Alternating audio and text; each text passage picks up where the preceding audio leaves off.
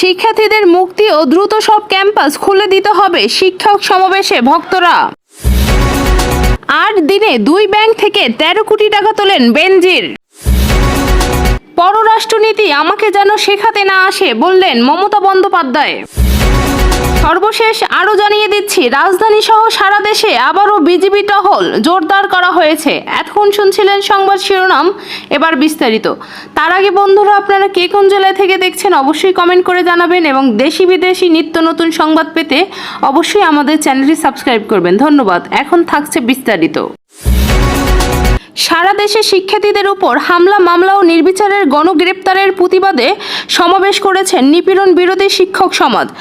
সমাবেশ থেকে আটক শিক্ষার্থীদের মুক্তি ও দ্রুত সব ক্যাম্পাস খুলে দেওয়ার দাবি জানিয়েছেন শিক্ষকরা। সোমবার বেলা 11টায় বিশ্ববিদ্যালয়ের অপরাজয়ের বাংলা পাদদেশে শিক্ষকদের এই সমাবেশ অনুষ্ঠিত হয়। সমাবেশের সভাপতিত্ব করেন জাহাঙ্গীরনগর বিশ্ববিদ্যালয়ের নৃবিজ্ঞান বিভাগের শিক্ষক অধ্যাপক সাইদ ফেরদৌস। সমাবেশের শেষে দেশাত্মবোধক গানে গানে বৈষম্য বিরোধী ছাত্র আন্দোলনের সঙ্গে সম্পৃক্ত স্থানগুলোতে পদযাত্রা করেন শিক্ষকরা। এর আগে শাহবাগে জড়ো হয়ে সেখান থেকে অপরাজেয় বাংলার পাদদেশে আসেন তারা। কর্মসূচির শুরুতে তারা 1 মিনিট নীরবতা পালন করেন। সমাবেশে ডক্টর সাইদ ফেরদৌস বলেন, শিক্ষার্থীদের প্রতিপক্ষ ভাবা হচ্ছে। সেই শিক্ষার্থীরা বাংলাদেশের খোল নাচের পাল্টে দিতে এসেছেন। স্বাধীনতার পর থেকে গত 5 দশকে বাংলাদেশের শিক্ষা প্রতিষ্ঠান ও রাষ্ট্রের যে লাগাতার নৈরাজ্য চলেছে, হলগুলোতে যে সুপরিকল্পিত নিপীড়ন চলত, সেসব পাল্টে নতুন ইতিহাস লেখার পথ তৈরি করেছেন শিক্ষার্থীরা। সেই শিক্ষার্থীদের প্রতি দাবির সঙ্গে আমরা সমর্থন জানাই। তিনি আরও বলেন, শিক্ষার্থীদের মৃত্যুতে জড়িতদের সবাইকে বিচারের আওতায় আনা হোক। আমরা বিশ্ববিদ্যালয়ের শিক্ষকরা পরিবেশ ফিরিয়ে আনা এবং বিদ্যালয়ে খুলে দিতে শিক্ষার্থীদের দাবিকে সমর্থন করি, কিন্তু সবার আগে হত্যা বন্ধ হোক।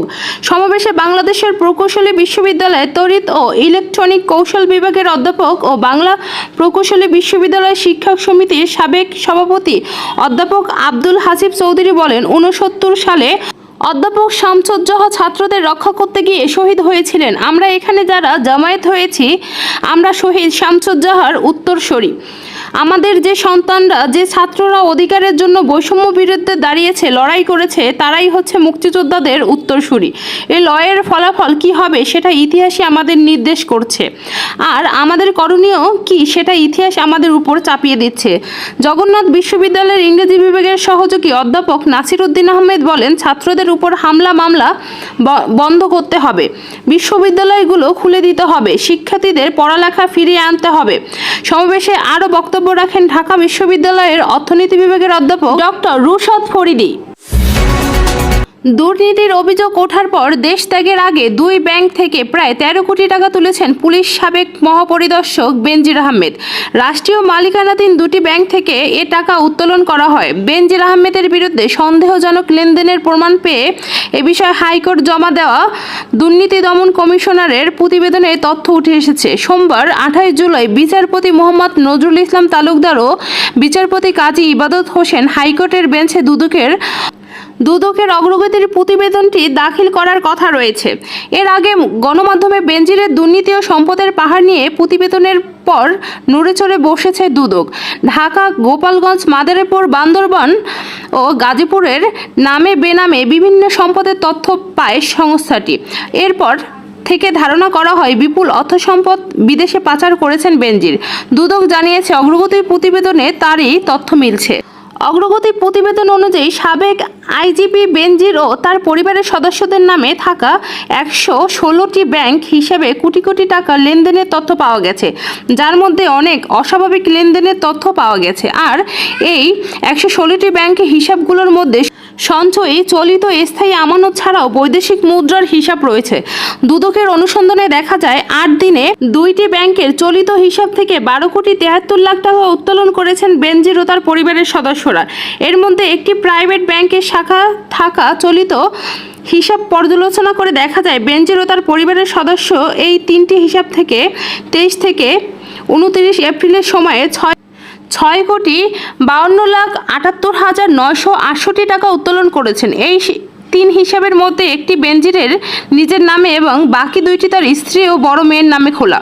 অন্যদিকে দুদকের অনুসন্ধান শুরুর পর থেকে একটি ব্যাংক থেকে স্থানীয় শাখা থেকে সাউদার্ন বিজনেস ইনিশিয়েটিভের চলিত হিসাব থেকে 29 এপ্রিল 3 কোটি টাকা উত্তোলন করা হয়।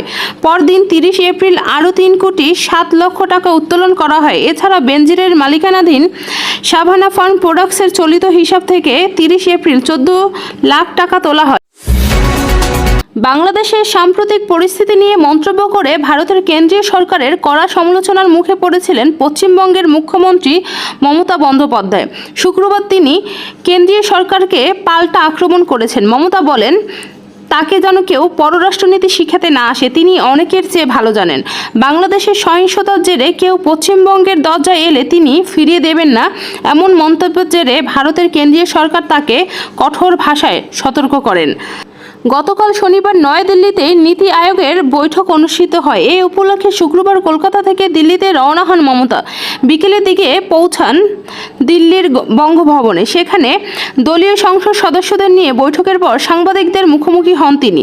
এ সময় কেন্দ্রীয় সরকারকে সমালোচনার জবাবে মমতা এসব কথা বলেন। রাজধানী ঢাকা সহ সারা দেশে বর্ডার গার্ড বাংলাদেশ টহল জোরদার করা হয়েছে। সোমবার বিজিবি সদর দপ্তর থেকে প্রেরিত বিজ্ঞপ্তিতে এসব তথ্য জানানো হয়।